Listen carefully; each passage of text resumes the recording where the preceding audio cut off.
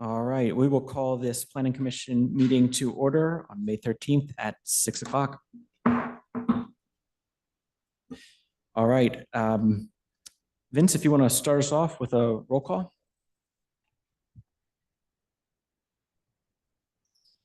You can say anyone that's not here, I guess. Sorry. Do you want to just, everyone is here, so if you want to Sure. say all here. Yep, sure. Take a roll call, members. Wes Barrett, Here. Brian Kennedy, Here. Ozias Moore, Here. Jessica Rosenbrook, Here. and here for the township tonight, myself, Vince Strangucci, Deputy Director of Community Development, Mark Fisher, Township Solicitor, Chris Russo, Zoning Officer, and John Rundy is sitting in for Brian McAdam at CKS Township Engineer. Thank you. All right, first item on the agenda is the approval of the minutes from April 8th. Is there someone that would like to make a motion to approve those minutes? I'll make a motion to approve the minutes from April 8th. Is there a second? Second. All right, we have a motion that's properly second. All in favor, say aye. Aye. There is a change on the agenda here. Item 4.2 has been tabled. That was the 7624 the 617, 4.3, 617 North Crocs Road mixed-use land development. They're tabled until June, the next meeting, the June meeting. All right, so the first item on the agenda, review and discussion of the PA Act 537 plan. Vince, if you'd like to give us an intro of that. Yes, Mr. Barrett, thank you. So the first item is the review of the Regional Act 537 plan. And for that review tonight, we have Joseph Nolan from CKS Engineers. We also have Zach Graves, our water resources specialist from Lower Macungie Township, as well as Lisa Gross. She is the CEO of Lehigh County Authority. They're here to give an overview of the plan, answer any questions that the PC or the public may have. At this time, I will turn the presentation over to Joe Nolan from CKS, and he can get us started. Oh. Thank you. Can everybody hear me? Yes.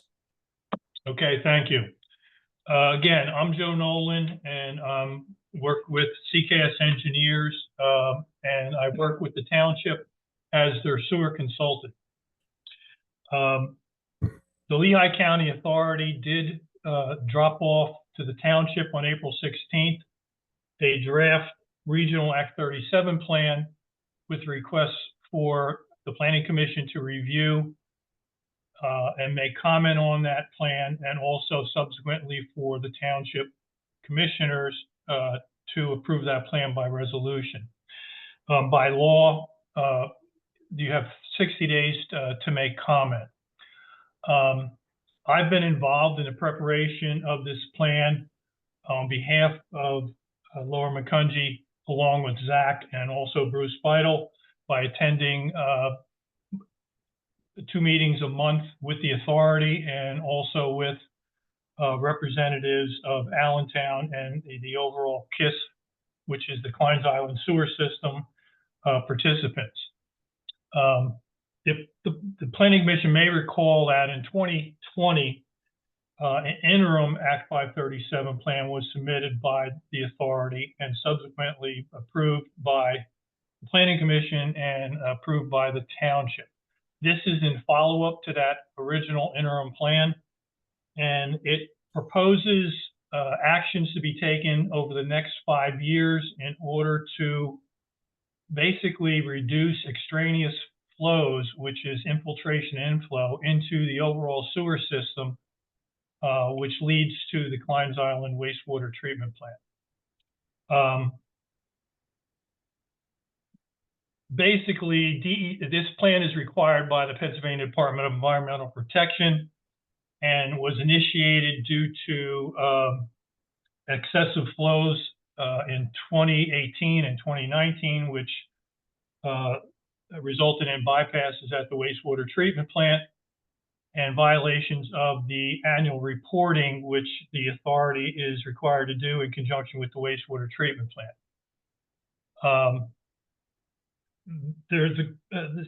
the development of this plan is go back and forth, but the result you have in front of you for your review is focusing over the next 5 years on all of the participants who discharge flows to the sewer system that goes to Klein's Island to reduce extraneous flows in their sewer system.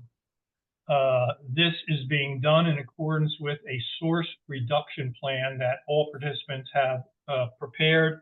I personally prepared the source reduction plan for Lower Macungie Township, and that plan was actually prepared in 2022, December of 2022, when it was revised in January and August of 2023.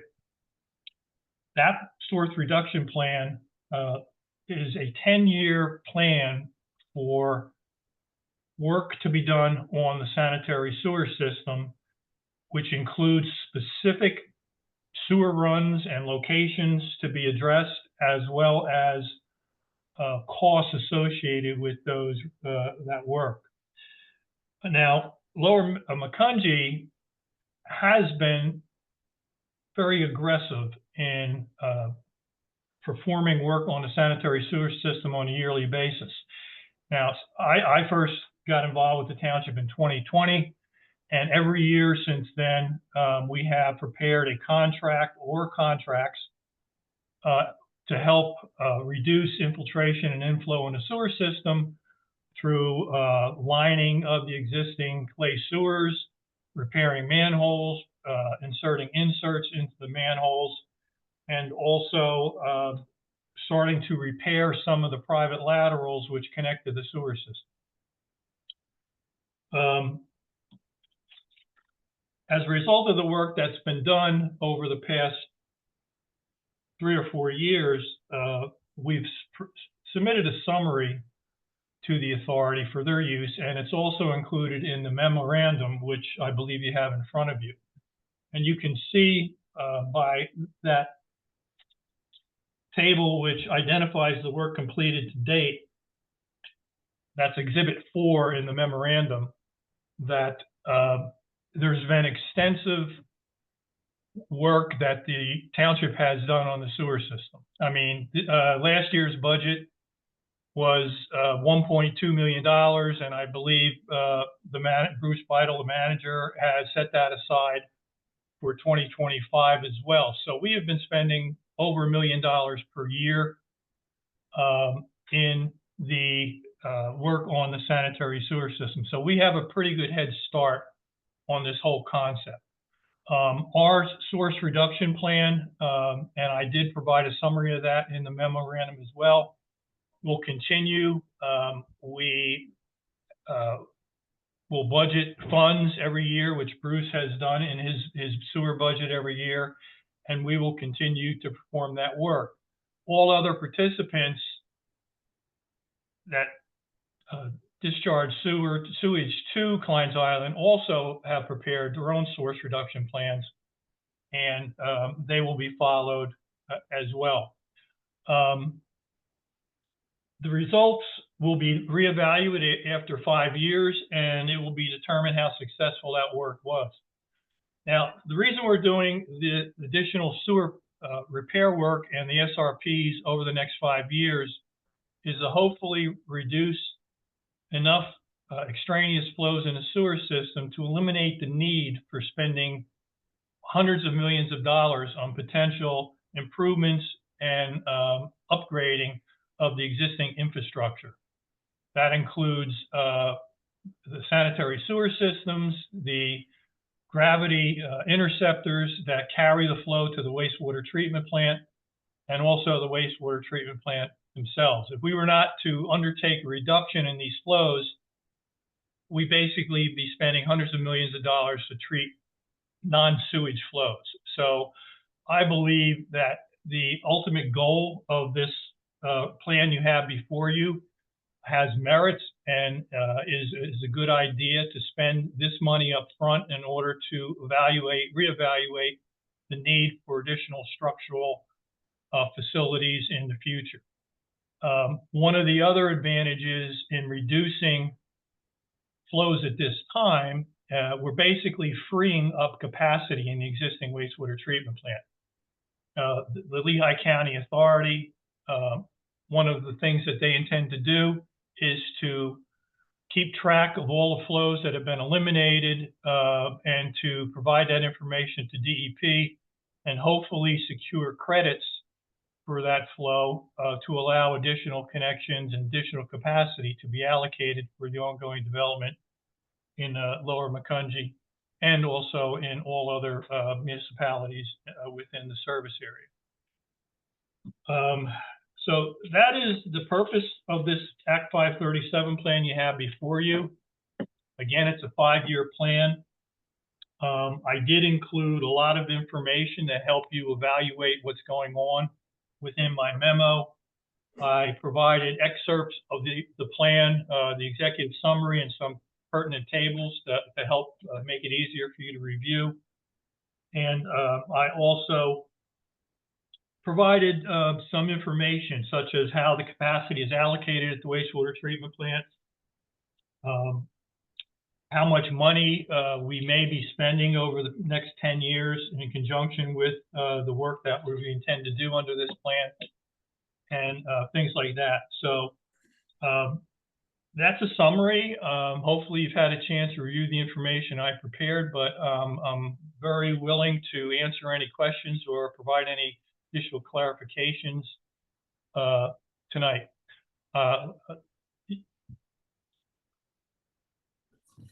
So I'm here if there's any questions. All right, thank you, Joe.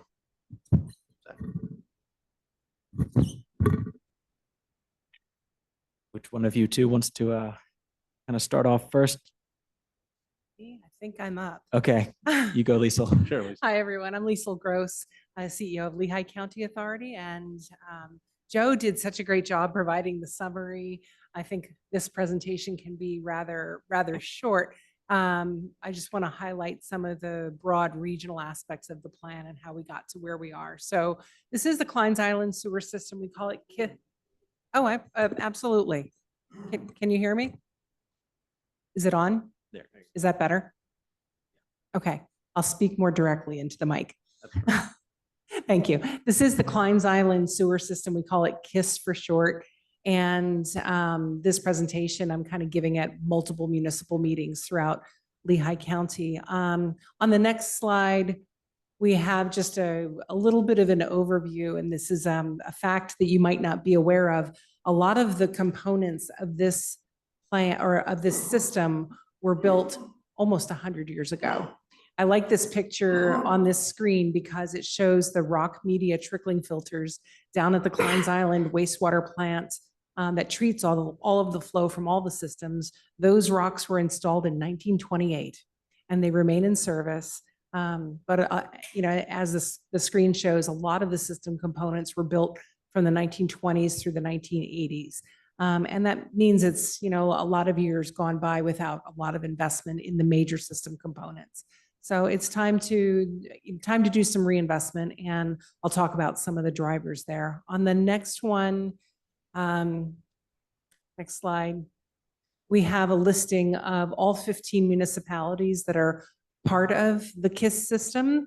Not all of these municipalities are fully covered, but a lot of them are. On the next slide, we see a map that gives you a better sense of where everyone's located. So you can see Lower Macungie Township, almost all of the township is covered by this system, but there are other townships like Weisenberg and Low Hill where it's just a little pocket that flow, where those residential properties flow. All of the properties in the shaded area have their sewage flow to and treated at the Kleins Island wastewater plant.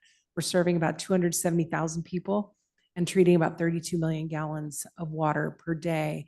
And that water, wastewater, is flowing through 1,000 miles of pipe. That's a big system. On the next one, we talk about some of the drivers for the overall plan. I think Joe covered them pretty well in terms of understanding the age of the system, the amount of leakage that's coming into the system, and what that causes in terms of environmental concerns for overflows, as well as the concern about new connections. If the pipe is full on a dry day because of groundwater getting into the pipe, there's not enough room for new connections. And those pipes were sized in the 1970s and 80s. So a lot of growth has happened since that time, and a lot of growth is still planned to happen. So we have a few challenges we're trying to address, and having the regulatory oversight with DEP, Pennsylvania Department of Environmental Protection, is really guiding how we put this plan together. The next one, we talk a little bit more about inflow and infiltration. That's just a fancy term for leakage getting into the system. And I think one important fact on this sheet is that when it's not raining, nearly 10 million gallons of water is still entering the pipe. That's groundwater getting into the pipe through cracks in the pipe and leaking joints. So if we're treating 32 million gallons of wastewater at the treatment plant, 10 million gallons of that is clear water. And that's just taking up capacity out of the system that we could be using for new connections or for our future. On the next one, this graph I like to show just because it gives a really visual way of looking at precipitation versus sewage flow. So the up and down blue bars are 12-month precipitation averages for the 2018 to 2020 time period, when we had a very, very wet period. You see that big spike in the middle of 2019. While the orange line is the average sewer flow during that same time period. So they're an exact match. When it rains more, the sewage flows more. That just gives you that idea of the leakage that's getting into the system through the cracks in the pipes. That's the problem we're trying to solve. On the next one, we just talk a little bit about the regulatory framework. We've been working at this for a really long time. EPA got involved in 2007 when there were some administrative orders placed on the system. You might be aware of those. That transitioned in the 2019 timeframe to a DEP state or local enforcement action when we had that violation that Joe talked about, when the system was flowing higher than its permit because of that rainy, wet period. We're now in what's called a Chapter 94 violation, and that triggered this whole effort to get the region together to put this regional 537 plan together. We did commit to DEP to submitting a plan in 2025. So we are on schedule. Next one. A little bit of the background on the engineering. I don't think we need to go into too much detail. I just want to share the story that as part of the planning process, we did extensive flow monitoring so we could really pinpoint where the leakage is coming from. This map shows where all the flow monitoring locations were. And then on the next one, we have a map of the system. We call this a heat map, and it shows the results of that flow monitoring. The areas that are in green, which thankfully are a lot of Lower Macungie Township, those are good areas where we don't have a lot of leakage. But you can see some yellow areas or orange areas where we do have more leakage. And then what we're really concerned about are the red and pink areas where there's a lot higher incidence of leakage.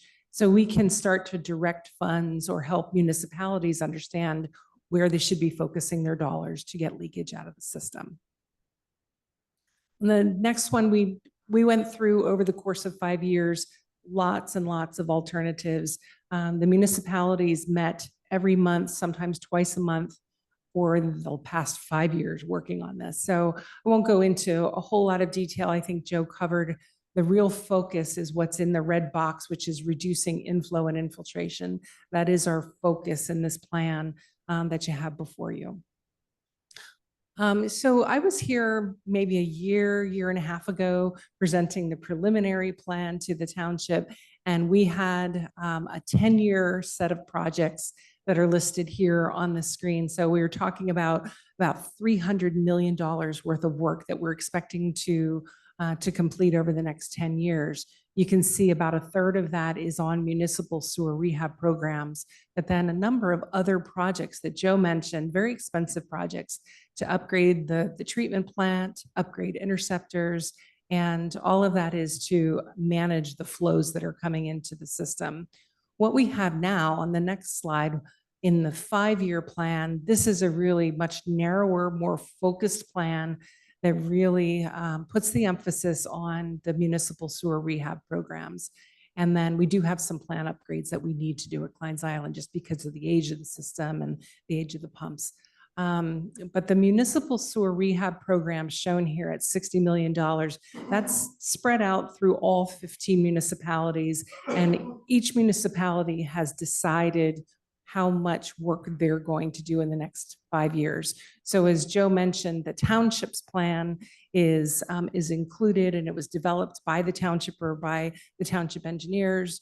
So the piece that Lower Macungie Township will be focused on is very much tailored to the township's needs and the needs of the system. So here we are in 2025. We've been working at this a long time. The approval process is where we're at right now, and we're hoping to submit to DEP by October roughly of this year. I think on the next one, we have a more detailed look at the approval process. And the reason that we're here in front of the Planning Commission right now is because the Planning Commission gets the first crack at the plan. So there's a 60-day Planning Commission review period where all 15 municipalities and their planning commissions have an opportunity to give the first set of comments. Then we do an open public comment period, receive more comments. Every comment that we receive in writing, we need to respond to and include in the final draft plan. That final draft plan will come to the township for adoption by resolution, probably in August or September, so that we can get the plan submitted to DEP in October. So I think that's about it. We have, the $300 million over the 10-year time frame. We still anticipate some of that will be needed. It's a huge investment, but we do think the time is now for that investment. I think I have one slide on public outreach. We did a series of open house events, and I'm so pleased to say that the open house we did right down the street here at the Lower Macungie Township Community Center was the best attended event that we did in October. So this is a presentation that we kind of used in some form for that, and appreciate township residents coming out to learn about it. We also would like to continue to work with the township on other outreach related to the sewer system, what not to flush. Don't flush your flushable wipes. Don't put grease down the drain, those sorts of things. So, and we were at Community Day last week, and we're able to share some of that message with the community. That's all I have. And Zach, if you have any final comments to add? Just that, so Joe and Liesl captured the big picture, so thank you for that. I just really wanted to hit on a couple key takeaways. In order to achieve our I&I goals, we're going to have to commit about $1 to $2 million every year for the next 10 years, so approximately $10 to $20 million. We have roughly 2,000 to 4,000 lateral taps that still need to be addressed at a rough cost of approximately $5,000 per tap. And we do need to be aggressive in order to achieve those commitments. And as Liesl mentioned, keep in mind that these individual efforts do not take place of some of the regional commitments that we have. There are some larger projects that do need to take place in order to address the hydraulic overload condition at Kleins Island. That said, with regard to projected flow figures, which is something that I think is detailed in the memo there, it's worth noting that the township has acquired some significant acreage recently too, that was previously slated for development. The acquisition of these lands does mitigate future conveyance and treatment costs. And of course, as well as prevent inflow and infiltration, potential inflow and infiltration with the expansion of our sewer system. Just as a note, these recent acquisitions have already allowed us to reduce our projected flows for the next 10 years by over 50,000 gallons per day. So if we continue these acquisition efforts, we're only going to continue to reduce those sewer flows and that sewer demand. Thank you. All right. Does anyone have any questions? highly technical and there's not much that the planning commission is going to probably put forward, but anyone have any comments? Yeah, I would just like to confirm with, so probably so, or Joe, that reading this Act 537 plan in front of that tonight is specifically for inflow and infiltration. It doesn't address, long-term, large-scale capital improvements. Is that correct? Or is it just for I and I? That is correct. Yeah, Yeah, five- correct. The 5-year plan is focused on inflow and infiltration. Okay. And there's some projects in there that are just necessary to happen at the Kleins Island wastewater plant. But I think as Joe mentioned, there's a component in the plan of checking our work. So in roughly 5 years, we want to kind of pause and check our work, see how successful we were in getting the leakage out, and that can help us to better define what those future projects look like. Great, thank you. So I do have a question. It's more of a background question to understand. When you put up the chart that showed the red, yellow, green, different areas, how is cost shared across those different areas? And also when you think about the prioritization, the metrics that you're measuring, how do we know we're meeting those targets? I would think we want to move the red to yellow. We want to move to yellow to green. So is that the prioritization process? Are you thinking of it in that way? And then just help me understand, the costs seem to be very linear year to year, right? We know they're probably going to be increased costs over time. And so are those costs shared equally across these 15 areas? You kind of mentioned each area is coming up with their own unique set of projects. But also when you think about the overall targets, I'm just want to get a sense. When you put up the Gantt chart, in my mind, I see that as a way to look at our progress hitting these infiltration and flow metrics. So are there certain ways to kind of have that transparency around that? And then how often is this audit, right? How often outsiders be looking at our compliance with this? Kind of a broader understanding of the budget allocation, how are we measuring this? How transparent are we looking at it? Getting a sense of the color coding. I think I got what you're asking for. There's a lot of questions, but I'll try to explain what we're doing. So this map that shows the different colors, this is really information for the municipalities to use to guide their efforts. So in Lower Macungie Township, where we have a lot of green areas, but there are some yellow and some orange areas, or even some red areas.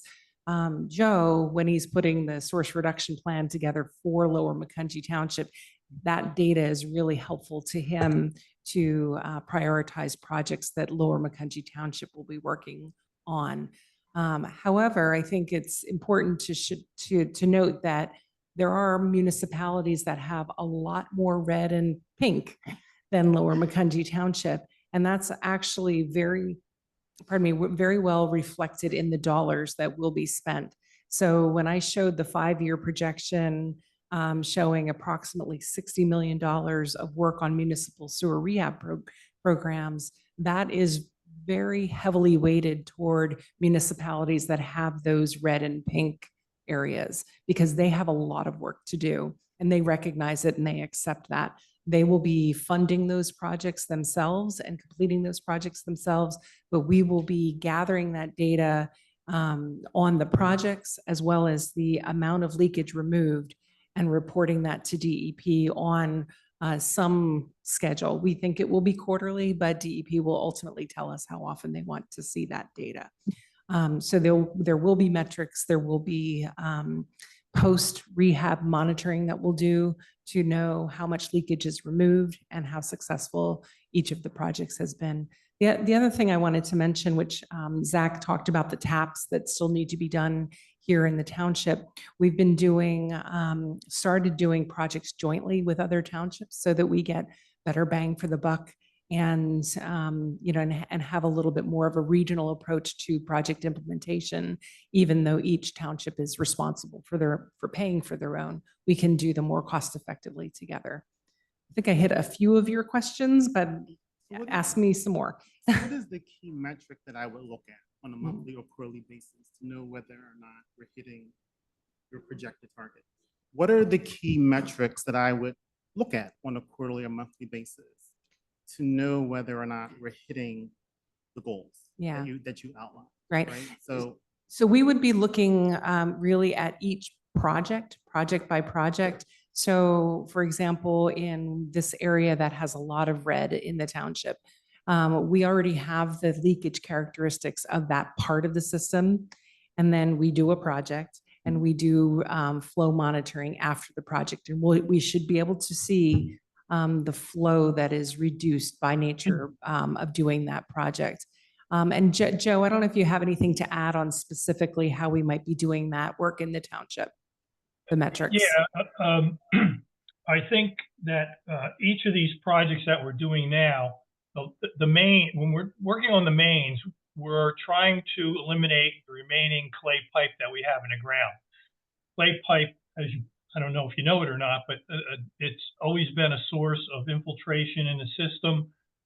There's joints every 3 feet.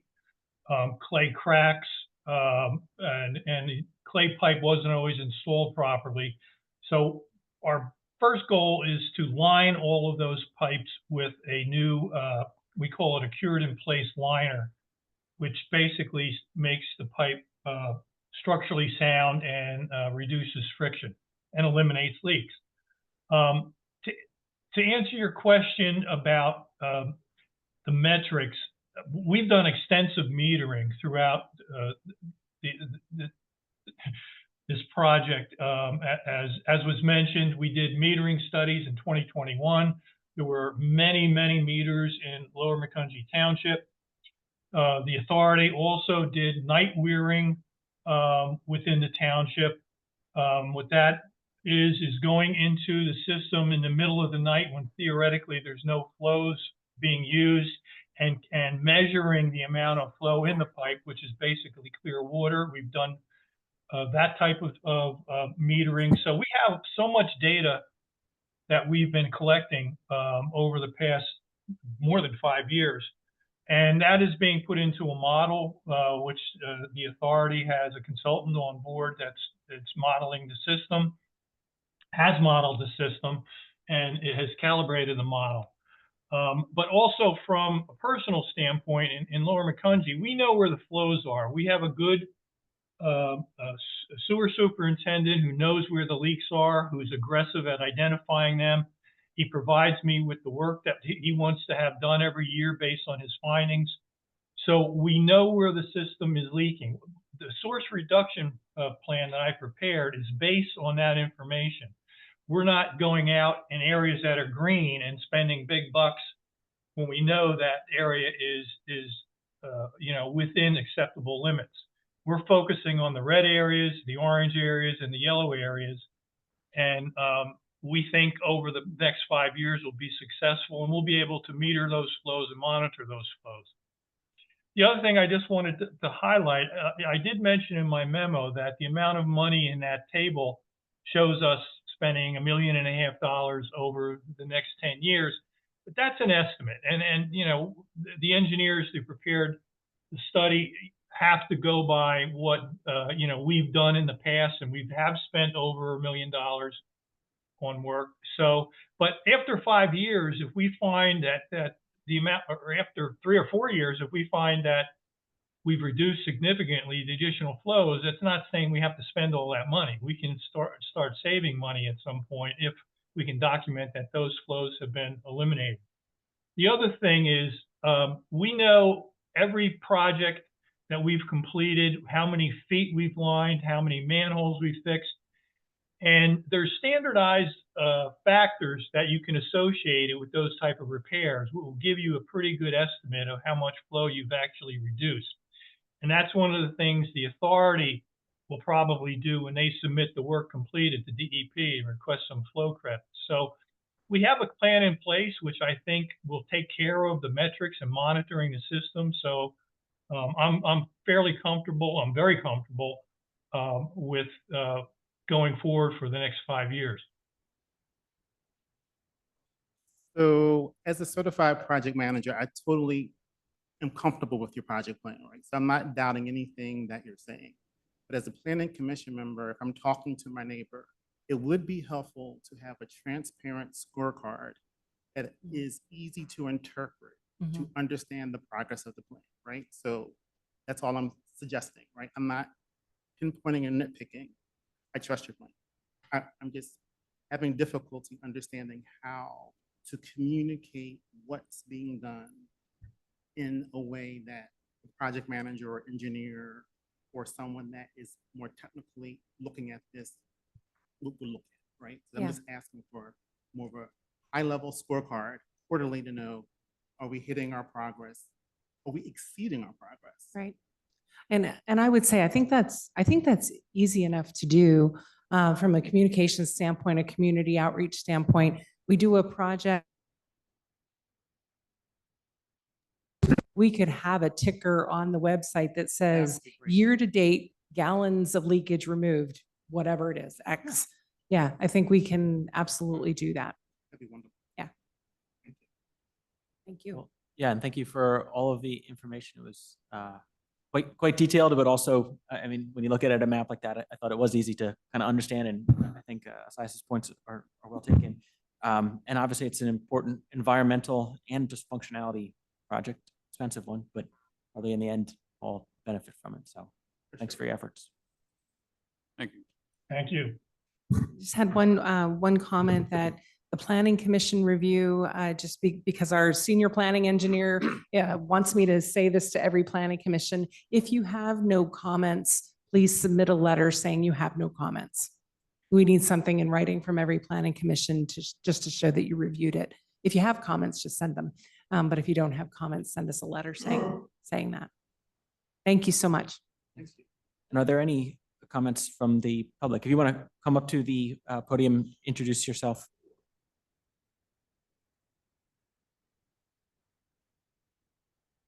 Ask questions, I'm intrigued. Great. So if I, Can you just state your name? hi, I'm Robert Muir. I'm a resident here of Lower Macungie. So if I understand the project right now stormwater is getting into the sanitation lines and the system is not able to handle all that extra flow. So this project is to harden the system to prevent that leakage getting into these lines, correct? So I guess my Correct. two questions. One, does the inverse happen? Do you have sanitation that's leaking out into the groundwater? No. And no, to answer your question, because most of these lines are under hydrostatic pressure. So the flow wants to go into the sewer, not out of the sewer. Got it. So then my more, after you harden the system, do we have a stormwater problem? Because where does all that water go to now that it's not getting into the lines? Well, you have a stormwater ordinance, which is used in the design of all the development that's going on. So that takes care of potential new developments, but I don't think the elimination of stormwater into the system, the amount we're talking about, is going to create significant stormwater problems in the township. Okay, thank you. And just for a clarification, because I think the environmental part is it at the end of the system, though, it's not leaking throughout the township or throughout all of the communities, but at the end of it, on those overflow days, it goes right into the river, correct? I mean, it's just that Yeah. highly diluted amount, but it's still- It is highly unusual, but there are incidents during peak storm events. Right. Hurricane Ida is one that we talk about, like major events where the system becomes overwhelmed and you'll see the plant can't handle all of the flow that's trying to get through the plant. And so there are bypasses that happen. Yeah. And there's occasionally some manholes that pop and Of course, yeah, we have discharges there as well. Yeah. Trying to prevent that. exactly. Yeah. Great. Any other comments? All right. Thank you for your time. Appreciate it. Thank All you, right. Joe. Thank you. All right, the second item on the agenda is the 7624 Mountain Road subdivision resubmission. So you've been here before us. All right, thank you, Mr. Vince, if you Chairman. Yeah. I will, thank you. So tonight, the applicant has been before the Planning Commission. Previously, this is for 7624 and 7627 Mountain Road, a preliminary subdivision. The applicant here tonight is proposing to subdivide two parcels. The first referenced as in the plans, I will bring up in 1 second here. But parcel B contains 88.1 acres, and that is on the south side of Mountain Road, approximately near the intersection of Shannick Road. That will be subdivided into two lots, one residential, one non-building lot, with a conservation easement of approximately 75.14 acres. The second parcel, referenced as parcel A, is a vacant parcel of 21.6 acres, frontages on the north side of Mountain Road and west side of Shannick Road. Proposed to be subdivided into three lots, two residential lots, one non-building lot with a conservation easement of approximately 17.24 acres. Both of these parcels are within the R, which is the rural zoning district. They both contain an existing 50-foot wide gas pipeline easement, and that extends through both proposed lots 3 and 4. Staff is recommending tonight to the PC that the conservation of approximately 92 acres, which is included with this subdivision, is a benefit to the township and its residents. And the waivers and deferrals here are consistent with maintaining the character of the rural district here on Mountain Road. So turn it over to the applicant. Thank you. Thank you, Vince. This is a pretty interesting project. It's going on for some time, but with me tonight is Mr. Schenkel, and he's offering this property to preserve some of the land that his family has owned for some time here.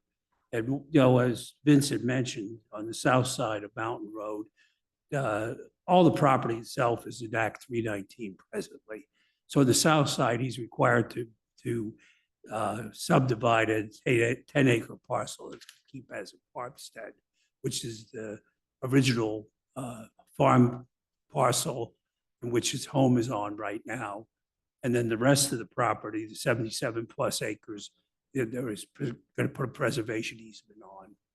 And on the north side, he wants to provide two lots for his children. Again, to meet the 319 requirements, those lots have to be cannot be more than 2 acres. Your zoning ordinance requires them to be at least 2 acres. Per the 319 requirements, only one lot per year can be taken out of Act 319. So one lot's, his son's gonna be building on one of the lots this coming year. His daughter may or may not build on the lot 5 at some time in the future. One of the couple comments that are in the review letters, there was a comment about an LCA survey with water. We did get a letter from LCA on December 13th of 2024 saying that he would not service this area. I have copies of that letter if you want that now, or we could provide that later on. There was a comment about a PennDOT permit for the lot 2, which is the big 77-acre lot. We prefer not to put a driveway permit onto that lot. We really don't want, the lot does not want people to come onto that property at the present time. If we get a PennDOT permit in there and put a driveway, we would be required to construct the driveway, and you would end up with people driving onto that lot. So the preference would be not to, as part of the preservation, not to put that on. There was also a comment in there with the trail. Mr. Schenkel's willing to work with the township for future trail across the property. We received a resolution. I think all those terms that are in the draft resolution are acceptable. I don't know if we need to go through any of those, but generally, because of the nature of the project, we are requesting several waivers and deferrals with the property. The proposal. Great. So you have read through it and you agree with all the. I'm sorry? So you have read through the proposed Yes. motion here? Yes, Great. we have. And everything is agreeable? Great. Members of the planning commission, any comments that you wanted to make? Anything from engineering or legal side? What was the what lot was the driveway comment on, Bud? We didn't want to put a driveway, we didn't want to go get PennDOT permit because we'd have to put the driveway onto that lot too, which is going to be an open space area. If we put a driveway in, then we'd have people pulling in that area. I and just didn't parking hear and which stuff lot in it that was. area. So that was the comment in Brian's review letter about getting an HOP. So we prefer not to do that at this time. If, you know, if need be, we'd ask for deferral of that until sometime if the township thinks we'll have to have one in the future, but we'd prefer not to get the driveway permit at this time because PennDOT would require us to build the driveway. It was in the review letter, but it wasn't one of the deferral requests. Yes, Okay, so we can deal with that if you need to before it gets to the board. yes. Okay, If we need to respond to that in the review letter, if it still stays in the review letter, we'll ask for a deferral. oh, okay. Yeah, we can talk to Brian and see if he needs you to respond to that. We'll figure Yes. it out between now and the board. I just wanted to make sure we didn't miss it in the list that No, we have on the no. current. It's just something that was in the review letter that I wanted to make sure Got that, it. you know, there was a reason why we didn't seek that driveway permit. Got it. Okay. We wanted to make sure the planning commission agreed with that. All right, any comments at all? It's another, I mean, if you've been reading the papers or following township news, we've preserved a lot of land. This adds to Yep. that collection. Any comments? Anyone from the public? All right, is there someone that would like to make a motion for the recommendation that we have in front of us? I'll make a motion to recommend approval for 7624 and 7627 Mountain Road minor subdivision, which includes 5 waivers and 4 deferrals. We'll second that. Anyone? All right. Maury, I know that you put your hand up. I didn't see it. Maybe you were waving it there before I started to call the motion. Am I correct that you were looking to make a comment? Is everyone okay that we're in the middle of a motion, but I guess I missed your hand go up. Do you want to make a comment?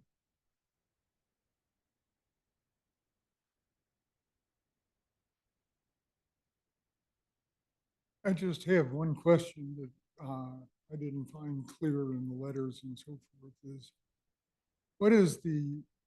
who is ultimately going to own the easements for the preserved land? Is it, Bud, the question, I think, Maury, is the township owning the land or is Mr. Schenkel keeping the land? Is that what you're asking? Or what? Are you asking if Mr. Schenkel is keeping the land under a preservation easement or is he transferring it to the township? Is that what you're asking? Well, just if it's going to be an easement in perpetuity, where does it go after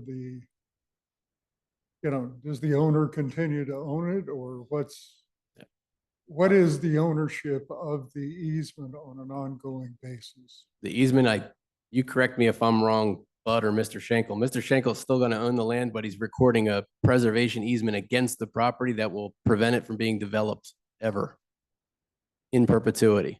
If I said that correctly, right? Thank you, Mr. Schenkel. Okay. Does that answer it? But it will continue to be owned by the existing owner. Right. Okay, thank you. And for clarification, and I said this when we started the process, I don't expect this property will ever be sold.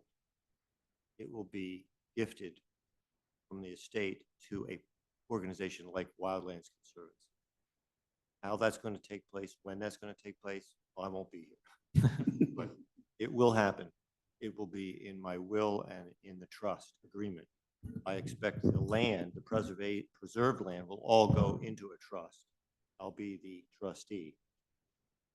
And from there, the lawyer will tell me how that works. But that's the plan. Thank you. Great. All right, worthy question there. So we have a motion that's been properly seconded.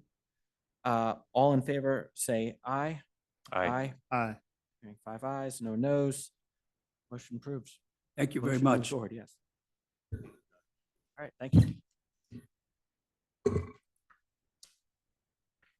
As mentioned earlier, 617 North Crocs Road was tabled at the request of the applicant.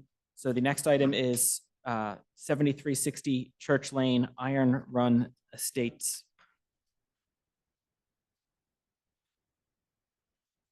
Oh. All right, Vince, if you want to give us a quick overview Sure. of this project. Can do. All right, so the applicant is here tonight for the project at 7360 Church Lane. They are the applicants calling this Iron Run Estates. The applicant is proposing to subdivide approximately 41 acres vacant parcel along the south side of Church Lane. This lies in the S Suburban Residential Zoning District. They plan to subdivide it into 54 single-family detached dwelling lots, along with internal proposed roads. They are proposing this to be private, which goes along with the Township Board of Commissioner policy over the number of homes, which I said was 54, I'm sorry. They're also proposing an extension of Jason Drive from an existing development to tie into the road. Additionally, as you'll see, the plans depict 4 future lots denoted on the plans as Lot A, B, C, and D. Lots A, B, C, and D have direct frontage along Church Lane. They're also proposing on-lot stormwater basins, which are located on separate lots than any building lots, and all the stormwater as well will be owned and maintained by the HOA. That's just a brief overview, but I will turn it over to the applicant at this time. And also just for your reference, first you can introduce yourself, but some members on the board here have not seen this project before. Others were when you were here, was that about 2 years ago? So in some of this stuff, if we are asking questions that seem like they have already been answered. Perfect. And so anything that you do to overview is probably worthwhile starting at the beginning. Great. Thank you. My name's Sean Duffy. I'm an attorney with Obermeyer here on behalf of the applicant DR Horton. With me tonight are Jeff Strauss of DR Horton, along with Tom Dredge, who's the project engineer. I appreciate Mr. Trangucci's introduction and brief overview of the plan, which is very helpful. We're in receipt of the township review letters from the township engineer, zoning officer, along with the traffic engineer. For the purposes of tonight, we understand that we kind of have some work to do based on the comments made in the review letter. So tonight, we're not necessarily seeking any recommendation from the planners, but hopefully have a good discussion and answer any comments, questions or concerns that you may have. And I think it's probably best to start off with the zoning officer memorandum. Everything essentially in there is a will comply. I don't know if you had a chance to review it, if you have any questions regarding comments made in that letter. I think it might be better if you want to just present some of the project. Okay, yeah, perfect. Just so that everyone gets on Go the ahead. same. Yeah, if you want to. What's that? I got it. Okay, so I think Vince kind of touched on a lot of the general topics here. So 54 single-family lots. There's 3 stormwater lots that include 4 stormwater basins. 3 of those are infiltration basins, so they will not be lined. 1 is a detention basin that would be lined. There's a large kind of what I call the residual lot. Lot A is 10 acres, which is the kind of the furthest west on the site. Lots B, C, and D also front on Church Lane. Those lots are slightly larger and would be for potential future development for residential property. Those are about 0.71 acres. The single-family lots are minimum 12,000 square feet. I think it was mentioned the roadways would be private. They're designed as local roadways, so 50-foot right-of-way, 30-foot cartways with sidewalk on both sides. Also proposing a crosswalk across Church Lane to connect into the Trexlertown Plaza, which is directly to the north. Site is served by public water and public sewer. Connections will be made in Jason Drive, which is to the south in the existing residential development, and then also on Church Lane. I think that's the kind of the gist of what's being proposed at this point. I'm Jeff Strauss. I'm the entitlements and project manager for DR Horton. The only comment I would make with Tom is just a little clarification. We will be offering the roads for dedication to the public, whether or not the recommendation is made for the township to accept them for discussion, but just one clarification. And with that, we would ask questions, commission and from the public. All right. Any members of the planning commission have any questions they want to start with? One, if I'm correct, is this near where the single lane bridge is? Yes. Sorry, I'm sorry if you covered this already. No worries. Actually, the single lane bridge is actually on the, if you're looking at the column on the far left-hand side, that is the railroad tracks that are on the property. All the way to the top of the property will be the single lane Dakota Bridge. Okay. And actually, one of the items that our traffic study, we're not proposing doing any improvements to that particular property, nor was it warranted by any of the traffic studies that we presented to the township at this point. One of the items that we will be discussing as we get further into this, there are road front improvements obviously required per Saldo along Church Lane. That would include curb sidewalks, curb depressions for lots A, B, and C, or C, B, C, and D at that point. Will be requesting to provide a fee in lieu to the township instead of those road front improvements for your consideration for a couple reasons. Number one, because it's challenging for me to understand why we would want to put in from a safety feature, put sidewalks in on a very small piece of Church Lane that would extend to a piece of property that will never have sidewalks put in and then going to a single lane. You're basically kind of leading pedestrians into a very dangerous situation. Their only other option would be then to cross out, either turn around and walk back on the sidewalks or cross over on the other side of Church Lane. There's really not an opportunity for a pedestrian. And unfortunately, I was the guinea pig for my company. I went and I did walk across the bridge. I mean, it's a challenging situation because occasionally you do in the morning. I live in Macungie myself, so I know this area very, very well. You get the morning rush that you might have 5 or 6 cars lined up on each side of it where people are waiting. By 8:30, 9 o'clock, that's pretty much dissipated. Then you get just the daily low flow through there. You get a little bit at lunch, and then the same thing in the evening or at dinner time. And then again in the evening when people are dropping their kids off at the park next door, playing baseball or soccer, whatever those type of items are. I don't want to encourage pedestrian traffic in that area. That's basically expanding upon your question, if that bridge is in that area, but just some of the logic that Ford is looking at as we're going to be going through the planning process on. I was also concerned about additional traffic. I'll let Tom, we have done our full traffic study. Yeah, we have prepared a traffic impact study, which did analyze at the township traffic engineer's request, did analyze the bridge, which is only one way at a time, obviously. So, I mean, basically the residential development doesn't generate a large amount of trips or traffic. And so it wouldn't have a detrimental effect to the operation of the bridge or any of the other study intersections. What was I know we have it in our study, but just for the record, what was the increased amount of traffic? There's a number. I saw the study in here. So the daily trips is 572 in and out of the subdivision. So that's a total of 286 vehicles. So the increase is essentially on that road going in either direction, 286 per day. It's for the entire subdivision. So there is an Right, you could go outlet to out the south to through Spring Creek. Right. So I think I'd have to double check. I don't have I didn't prepare the study myself. I'd have to double check, but I think there was some. I think we tried to be as conservative as possible and assume that most of that traffic was going to Church Lane.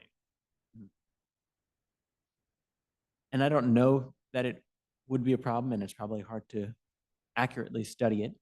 I think the traffic patterns have adjusted a little bit when the bypass went in, but that becomes a cut through, kind of like you could, at one time, or you still can, you can cut through, from Church Lane to Spring Creek, but you have to have your GPS on to get you all the way through. That would be very easy to get from Church Lane to Spring Creek.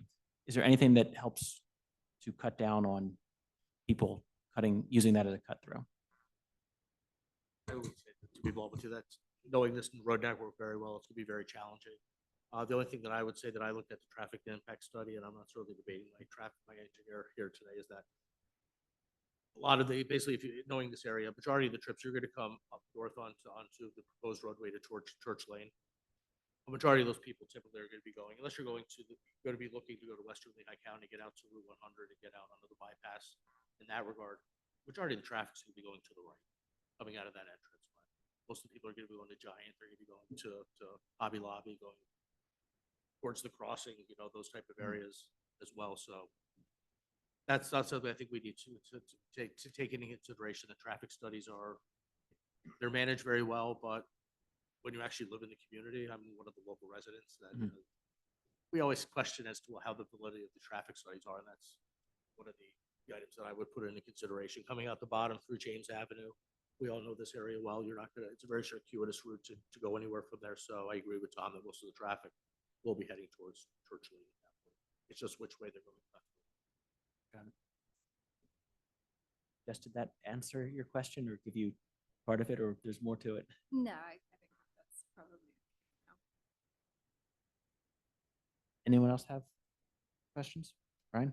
Yeah, so I wasn't on the commission when you first presented, so this is all new to me. What is the rationale between how you came up with Lot A? And I have a follow-up question after that's answered. Thank you for the question. That's a very good question. Basically, it's a contractual obligation. The owner of this property is Mr. Bill Mayo. Mr. Mayo owns the 3 parcels on the far left-hand side up by where the single railroad track is located. He requested as contractually that he's going to be retaining 10 pieces. We will actually be updating this particular plan to include a lot consolidation plan. So basically, the 2 lots that his home are on will be consolidated with Lot A. Lot B, C, and D were created for future development he's basically putting his daughter's homes there at some point. Okay, so my follow-up question is, looks like parcel that you're developing is completely developed. My concern are the basins, specifically B, that are really wedged in there and abut I think that's to the west, that's Ancient Oaks, and to the north or south, that's, I don't know the name of that development, but if there's any overflow, it's going right into their properties. And I know the review letter stated there's no room for maintenance. So I'm seeing like every square inch of this property is either developed for housing or a basin. There's no buffer. So how are you going to accomplish that by giving these basins a little bit more space? I'll let my engineer. This is the first time we've worked together in a public meeting, so he's feeling it out. Bottom line, to answer your question is, the basins themselves, I'll let Tom talk to them directly. We have taken into consideration Vince at some planning meetings that we've had with the township as well, and with Brian that we had from CKS, has expressed the concerns with the basin. Basin B, that the neighbors down there have had considerable concerns about overflow and water sheeting off the property in its current condition. There's obviously no barriers or anything. It's sheet flow coming. We have done some extensive analysis. To answer your question with the buffer zone, to be honest with you, Lower Mac has a very generous slope requirement of 6:1, so it makes it be flatter. We will more than likely be requesting a variance of 3:1, which is more consistent with most other townships, to allow for us to bring the basin in and provide the buffers that are required for their maintenance as well. It'll let us tighten it. You're saying right now it's drawn to 6:1? Correct. Correct. So when you go to 3, whatever. 3:1, it will reduce. It'll work well. The other thing that originally that we had proposed on the previous plan were going to be emergency spillways. One of them was going to be on basin A, I believe, is at the top. Hey, Jeff, you mind pulling that mic a little closer for everybody at home? Thanks. It's the first time people tell me that I'm not loud enough, Vince. So, basically what we've done is we've done a hydraulic study and sizing study for the off-site stormwater system to the south of this project through Jason Avenue to the old Troll Brothers subdivision. Mhm. We made the election because we had two choices. What Brian had mentioned to us last time is he was not comfortable with having an emergency spillway go over onto the Norfolk Southern Railroad tracks without having Norfolk Southern provide any approvals or any easements for that. We felt that that was gonna be too big of a challenge. Norfolk Southern might take 5, 6 years to even just respond with a no for us. So we've redesigned the stormwater system since the last time it's been presented to the township, that we are gonna be improving about 950 feet of stormwater pipes off-site through the old Toll Brothers subdivision, and Tom could explain that further. So it's going to basically allow us to release the water in a much more managed rate that will avoid any flooding issues from Basin B and to the other basins that it gave us rather than doing purely infiltration, we have outlets. You know, we have areas to actually get the water out of the property then. And at that, I'm going to shut up and let my engineer clean this up for me. Thank you. The location of the basins, B specifically, but I guess what is the one in the bottom left corner? What is that, C? I think that's the, D. I mean, those locations are, you feel those are the only locations on well, the property? they're at the topographically low point of the site. So that's In both of those spots? Correct. It pulls to that side, okay. right, right. So the site, as far as the topo goes, the site is kind of split. I'd say the southern 2/3 of the site generally drains to the south. Okay. And then the rest kind of drains up to the north. So that's why we have that one basin up along Church Lane, which is actually going to discharge down to the lower basin B. And then everything will then tie into that existing storm sewer system in the Lehigh Crossing residential subdivisions to the south. And that makes more sense. I was thinking that southwestern side was the low side, but I see it's actually crowned kind of in the middle. Correct. Okay. I mean, and one of the reasons that I ask about its location is that obviously if you don't own land, anything can happen behind it, but you're going to have people that have probably been there for a while if those houses are the Ancient Oaks part of it and not all Lehigh Crossings part of the neighborhood, who suddenly have a retention pond in their backyard. You know, if you're buying a brand new home, you already know it's there. That's why I ask if that specific location is the only, but if it's topographically situated that way, I understand the reason that it's there then. Right. And to a certain degree, the basins will actually, some of the water that's currently sheeting off the property into those backyards is actually going to be captured. Right. So those properties will generally see a less runoff, stormwater runoff. And that's the retention or the detention? There were two types you said. That was the retention, non-lined? Yes, basin B is unlined. That would be an infiltration basin. Okay.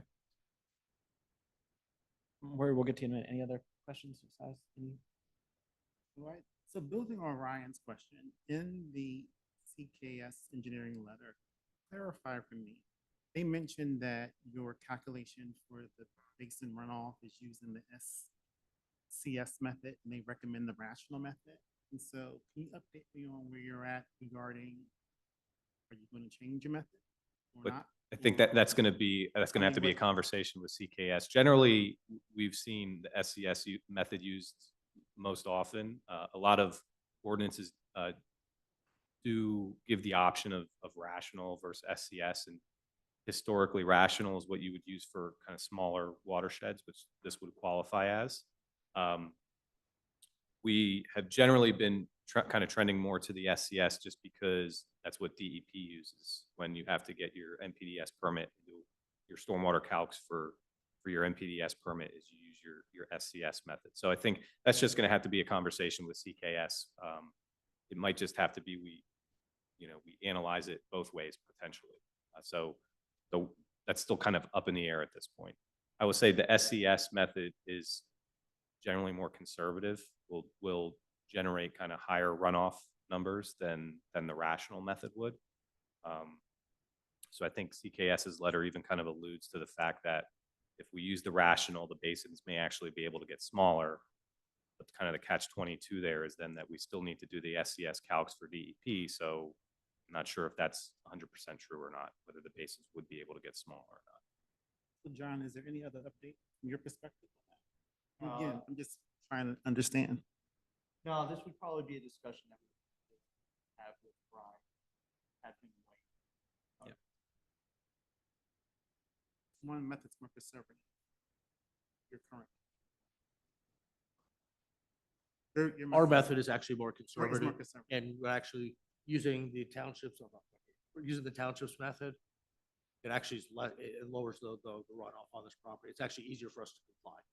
However, we've elected to use the SES method because that's what we have to utilize when we speak with the Conservation District, DEP, to obtain our MPDS permit. Bottom line is, if, you know, we have to comply with the traditional method that CKS is, I mean, I can't speak out loud, nor do I want to jinx myself, but we would be able to qualify easily under that. It's just a matter of, that's the discussion they have to have. Right. Got it. Thank you. Why do two calculations? We're basically showing you the more aggressive calculation that shows the worst case scenario. Got it. All right, comments from the public. Maury, I saw you have your hand up.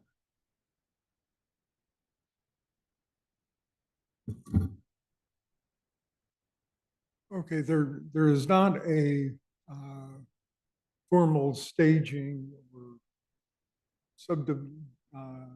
taking it in sections. It's all going to be done as one project. Is there any kind of informal staging that's figured in of doing part of the road before doing the rest of it? Thank you for the question. Typically, the answer to that on a project of this size, the answer would be no, because we need to put the interconnectivity between Church and James together from a public safety standpoint. Vince, I would defer to you that the township would more than likely be hesitant to allow me to start building homes on a dead end road. Would that be a correct assumption? I mean, it's, each plan is. It's unique into itself. Is unique, correct. So I, Okay, well, my concern is that's 54 homes. Yes. Our ordinance allows a minimum or a maximum of 25 homes on a cul-de-sac. There are no cul-de-sacs here. If that stub road, Well, there's on the cul-de-sac, there's only 7 homes. Right? no, well, it's a single entrance into a maze of homes, which would basically be a cul-de-sac. No, there's 2 entrances. There's a second entrance. Yeah, and if that is not put in Well, I'm early saying enough, that is being put in, that will be put in immediately. okay, so there will be a through road Yes, immediately. yes. Okay, that's all I want to clarify. Thank you. Thank you. Any other comments from the public? John, if you want to come back up. Just introduce yourself. for the Sorry, record. Robert Muir here. Is this information on like a website where I can access it? I mean, the resolution here is not great. Is this- We have a set of plans submitted with the township, and you can come here anytime to review them. you could come to the township. We have the full set of plans for the public. Got it. And so the far left, is that the extension of Jason Road there? No, the far left-hand side is gonna be the train tracks. So where is Jason? It's Road? we're connecting into the Lehigh Crossing subdivision from, I believe, the 1970s or 80s or 90s even. It's, Okay, Cedar Road's an existing road. Got it. Jason Road is a current, it's actually stubbed in there to this property. I'm very familiar. Very familiar. So, and, okay, so, and then that's the triangle there, That is a basin. on the right. That is, That is a stormwater basin. that is a stormwater base. And how do you think about the fact that the elevation there is 8 feet, 9 feet higher than the house is sitting in Lehigh Crossing? We're building it to the specifications outlined in the code.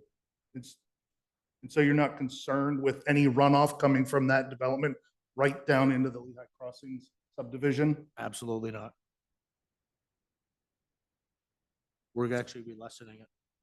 I was going to say, if I could, just essentially the basin is almost going to act as a backstop. So as the water comes runs kind of north to south. That basin will capture the water and it'll actually outlet it to the left and tie into the storm system that's in Jason Drive right now.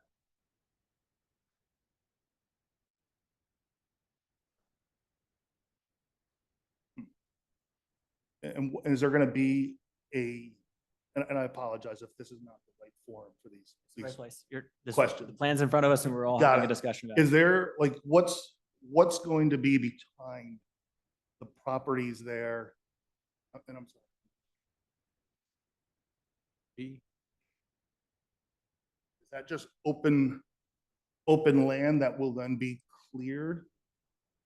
Like, I'm just curious. I know that the properties sitting just south of that basin sit 8-9 feet below that line. Right, so basically that grade, grade will rise from those properties, the grade will rise, there will be kind of like 10 or 12 feet, it'll be flat, and then the grade will drop back down to the bottom of the basin, and that's where the water would collect. Okay. But and you're then- also putting trees and stuff in there, correct? It's not shown here, but am I not correct? Is it? There is Vegetation? landscaping in and around the basin, correct? And So the back, just the backyards of like lots 10 through 14 or 15.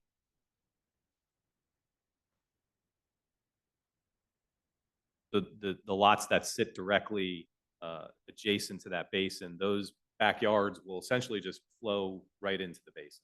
I'm sorry, let me be clear. I'm not worried No. about. Right, right. I don't know And I guess what I'm basin. saying is the basin's gonna be, is a depression that will capture the runoff and not allow it to get to those properties. Currently, the condition just lets it to run straight off, and that's where they're having a problem. This feature is actually going to be, like you said, a back. Tom, it's mentioned, it's going to be a backstop. It's basically to capture the water before it gets. To the crest of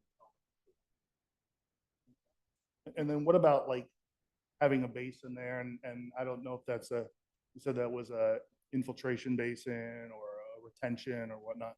What about and if it can't be managed, what can be done from like mosquitoes and insect problem for all the homes that sit right around that corridor? Right, so the water, it'll be designed so that the water is able to infiltrate into the ground. And if for some reason there's requirements, the DEP requires the certain amount of infiltration on site.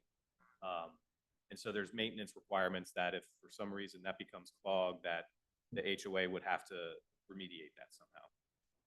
So that it does allow the infiltration. I think that's all. For now. Yes, because that's my house right there on Cedar Road.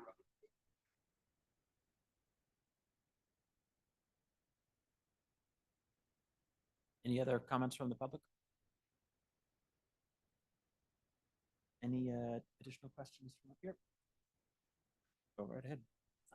Sorry. Sidewalk, is it just the length of the development? Talking about on Church Road? Yes. Yes, correct. That's Okay. what we're obligated to do, from end to end of what the property that we are developing. I was just curious. I don't know what's in between, but is there any way to connect to the park so that people in the development can get to the park? Ironically, that's a conversation that I had with these two gentlemen this afternoon. It's something we've taken under advisement. It's going to be very challenging to get because you have the home and the vacant area there. There is not sidewalk from the end of our property connecting to the park. That would be a township decision. The township owns that land next to us, so we could put sidewalk on that stub there, but obviously we're not going to be extending it past our property line. The township would need to install sidewalk. all Would the way to you, the would park. you be willing to? We could discuss it. Everything's for negotiation. Sure, it would seem to make sense. Make a walkable community to a park. I have no It would argument seem with like an that. asset for DR Horton. And it would be an asset to the township as well, and I will have those discussions with township staff and report back to you with some ideas next time. And so I think we have an opportunity. We could work with the applicant. The township property does abut lots 1 through probably 1 through 8. We would be amendable if the applicant would install a path through our property, which connects to Church Lane Park. We understand how, acquiring any kind of easement and putting a public sidewalk in front of private property owners would probably be more difficult than installing a path on township property to a township park, directly connected there. So we can work with the applicant, maybe get an easement from the main drive iron runway through the township property to Church Lane Park. So I think that's a great idea. We can work with the applicant on that if they're amenable to that. Any additional questions? All right. As mentioned, there's no official action. Any other comments from? See you in a couple developers? months. Sounds good. Good summer, guys. Thank you. You too. Take care.